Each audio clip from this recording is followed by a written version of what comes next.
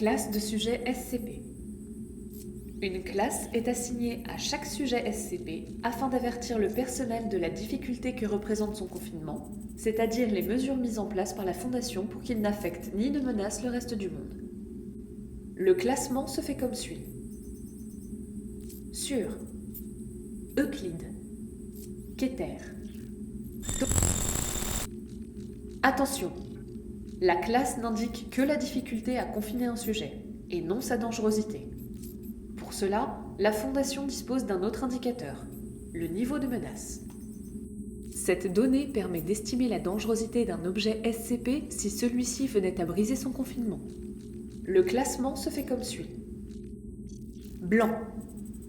L'objet est bénéfique à la Fondation et son usage est strictement réglementé comme précisé dans les procédures de confinement spéciales de l'objet. Souvent couplé avec sur. Bleu. L'objet peut être bénéfique, mais ne peut être utilisé comme on l'entend. Cela correspond aux artefacts imprévisibles ou aux entités n'agissant d'une certaine manière que sur certains individus, souvent attribués aux objets sûrs ou Euclide. Vert.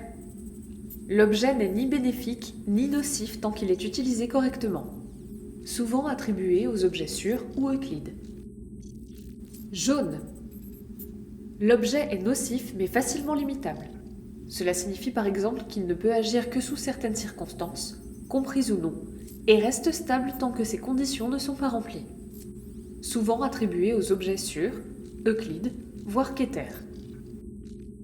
Orange. L'objet est imprévisible. Il peut se montrer dangereux et n'est pas aisément contrôlable. Souvent attribué aux objets Euclide ou Keter. Il s'agit également du niveau de menace minimale attribué aux entités humanoïdes. Rouge.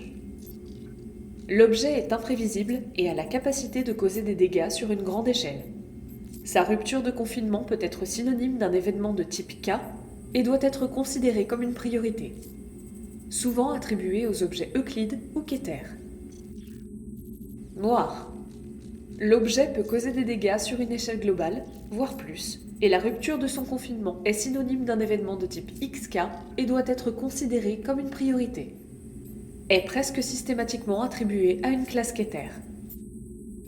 La classification d'une anomalie spécifique peut être mise à jour et modifiée en cas de découverte de nouvelles informations sur le fonctionnement d'une anomalie ou si celle-ci change de nature ou de propriété.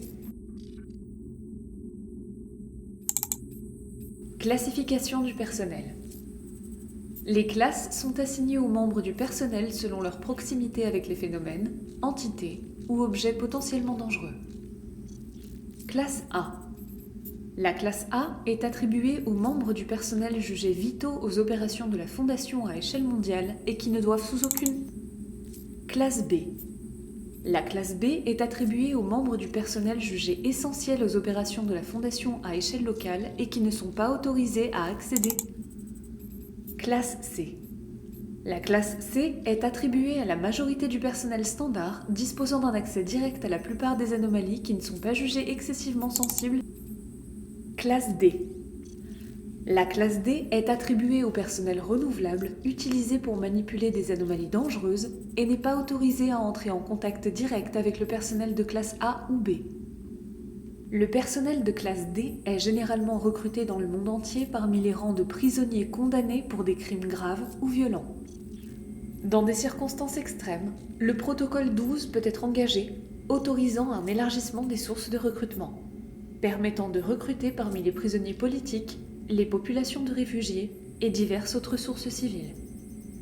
Le personnel de classe D doit passer des examens psychologiques réguliers et se voir administrer des amnésiques de classe B au minimum ou être éliminé à la fin du mois à la discrétion du personnel de sécurité ou médical.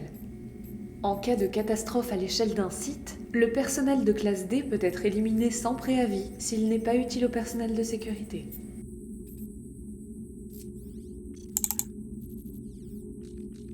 Veuillez sélectionner le dossier SCP que vous souhaitez consulter.